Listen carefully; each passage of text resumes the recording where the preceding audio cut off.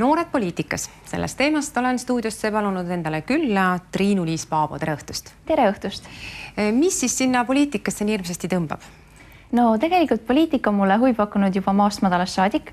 Olen ennast maailma asjadega kursis hoidnud, aga nüüd siis novembrikuust tuli selline muudatus, et kui mind valiti Tallinna linna noortevolikogu esimeheks, siis üsna pea ma mõistsin, et poliitika on see valdkond, millega ma tahan tegeleda ja see valdkond, milles ma siis ennast tulevikus näen. Ja siis asjad läksidki nii, et otsustasin liituda erakonnaga, et kuigi tegelikult alguses ma olin täiesti veendunud, et ma ametiajal ei liitu, küll aga ilma parteita midagi ära ei tee, nii et olen nüüd Keskerakonna liige. Millest see erakonna valik siis, et on ju Eestis mitu parteid, mida valida, miks te valisite Keskerakonna? Tõsi, et Keskerakond on väga pika ajalooga erakond ja nende aastate jooksul on tõestatud seda, et kui midagi öeldakse, siis need ei jää pelgalt sõnadeks, et sellele järgnevad ka teod. Ja lugedes siis Keskerakonna programmi, seal on väga palju neid punkte, millega ma nõustun täielikult. Et näiteks tooksin välja maaelupoliitika ja sotsiaalvaldkonna. Et Keskerakond on endale teadvustanud, et väljaränne on väga suur probleem. Maakohtades inimestel on tööpuudus ja Keskerakond tegeleb sellega, adresseerib seda teemat, et tõesti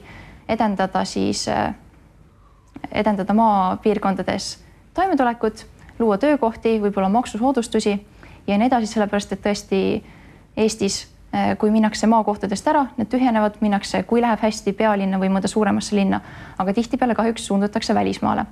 Ja teiseks siis sotsiaalvaldkond, see on minule endale kõige südamelähedasem teema, et siis seista puuetega inimeste eest, vähem kindlustatud perede noorte eest ning siis ka pensionäride eest, sellepärast, et praegune valitsus kahjuks on jätnud tagaplaanile tõelised Eesti elu puudutavad küsimused ja mured ja tegeletakse siis vähem tähtsate asjadega.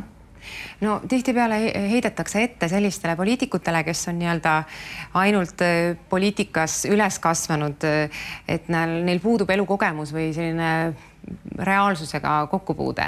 Et te olete päris noor, et kuidas te siis kavatsete seda reaalsusega kokkupuudet saavutada?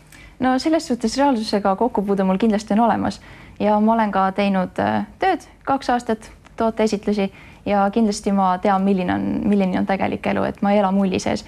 Ja tegelikult vanus ei ole absoluutselt määrav, et olenebki ikkagi isiksusest endast. Et vanus ma ei ütleks, et see on oluline. See töö seal noortevolikogus, mis see endast kujutab, et mida see töö nõuab, mis igapäevased ülesanded teil on? Just, et noortevolikogu esimeheks valiti mind novembrikuus siis ja tegelikult see nõuabki seda, et edastada noorte häält, edastada siis seda, mis tegelikult noortele korda läheb ja see, mida noored tahaksid siis muuta. Et mina siis võtamegi vastu koos oma noortevolikogu otsused juhatusega ja siis viin need linnaametnikeni või siis annan sellest ühesõnaga teada, et esindan Tallinna noori. Need 2 kuud, mis on nüüd juba saanud olla seal noortevolikogus esimees, kas on ka mõni saavutus juba? Jah, et eelnevad koosseisud tegelesid 2 projektiga, mis siis jäid natukene poolikuks. Et üks on siis prügisorteerimise kastide viimine Tallinna linnakoolidesse ja teine on siis ekstreemspordiparkide loomine Tallinnas. Et me oleme need 2 teemat tegelenud nendega ja nüüd siis võime kinnitada, et koostöös Keskkonnaametiga septembrikuus need prügikastid ka koolidesse tulevad. Ja siis oleme ka erinevatel koosolekutel osalenud, et kindlasti noorte häält ja noorte arvamust võtta arvesse, kui me siis loome neid ekstreemspordiparke. Kuivõrd noori üldse huvitab poliitikast kaasa rääkida, sest tihti räägitakse sellest, et noortel on omad huvid ja poliitika jätab külmaks? No tõsi, kahjuks ta tegelikult nii on ka. Et me olemegi võtnud ka oma teiseks südameasjaks, et kuna järgmine aasta, 2017, saavad juba 16-aastased valida kohalikel omavalitsustel siis saadikuid, et me soovime noorte poliitika teadlikkust tõsta ja siis selle raames me korraldame erinevaid üritusi ja esimene üritus ongi juba märtsikuus, kuhu me kutsume Eesti võimul olevate erakondade noortekogude esimehed kokku ja siis tutvustame noortele poliitikat, et selline sõbralik õhtu. Kuivõrd te sellist päevapoliitikat jälgite? Ma mõtlen seda, mis Riigikogus toimub ja seda, mis valitsus teeb? Loomulikult ma jälgin seda, et poliitika mulle huvi pakub ja igapäevaselt olen ennast kursis sellega, mis valitsuses toimub. Kas sealt ka mõni teema jõuab noorte volikogusse? Sellest, kui ma mõtlen praegu, mis on päevakajalised teemad Riigikogus, siis tegelikult neid teemast me ei adresseeri.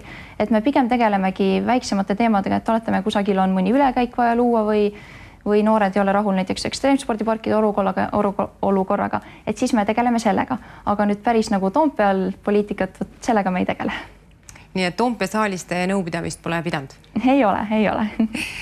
Aga see linna teema, et ikkagi lähme tagasi linna juurde, et mis need asjad veel on? Te mainisite need prügikastid ja noorte ekstreemsport, et mis on need asjad veel, milleni te tahaksite jõuda ja kuhu teie käsi võiks ka ulatuda? Et näiteks kohe, mis mul esimesena meelde tuleb, on see, et Tallinna peatänav, et seal konkurss just avati, et me kindlasti soovime, et noorte hääl läheks ka arvesse, et noortel oleks samuti oma koht seal. Et see on näiteks üks natuke pikaajalisem ettevõtmine. Aga kuidas noortel Tallinnas üldse elada on? Et kas äkki on juba valmis, et noortel on juba piisavalt hea, et ei olegi vaja häält tõsta? No selles suhtes, et noortel kindlasti on Tallinnas hea elada, aga alati on ju neid kohti, mille üle võiks natukene mõelda, et kas või ütleme koolitoit või siis ülekäigu kusagile luua, et kindlasti on väikseid asju, mida saab paremaks muuta, alati saab paremaks muuta. Aga kuidas teil kontakt noortega tekib, et lähete koolidesse ja siis tutvute ja või on juba sisse sõidetud rajad seal? Sellest, et meil on tõesti, meil on juba väga palju tutvusi erinevate näiteks noorteorganisatsioonidega, küll aga meil on noortevolikogus 21 liiget, et 3 eri grupist õpilased, üliõpilased ja siis MTÜ-de esindajad, et nende kaudu nemad samuti edastavad häält. Et tõesti palju meil on õpilasi, siis nemad saavad rääkida, mis on nende koolis probleemid. Et sellest hääl jõuab meieni väga hästi. Meil saab nüüd aeg otsa, aga nüüd on võimalik teha üleskutse noortele, kui satub mõni noor või siis vanaema või keegi vaatama, et noori kutsuda kaasa lööma poliitilises elus ja olema aktiivsemad. Just loomulikult noored kindlasti peaksid poliitikast kaasa lööma, sellepärast, et noored on tulevik. Varsti 20-30 aasta pärast oleme meie need, kes võtavad vastu seadusi või lükkavad tagasi seadusi, et kindlasti rohkem aktiivsus poliitikas. Suur tänu tulemast! Aitäh!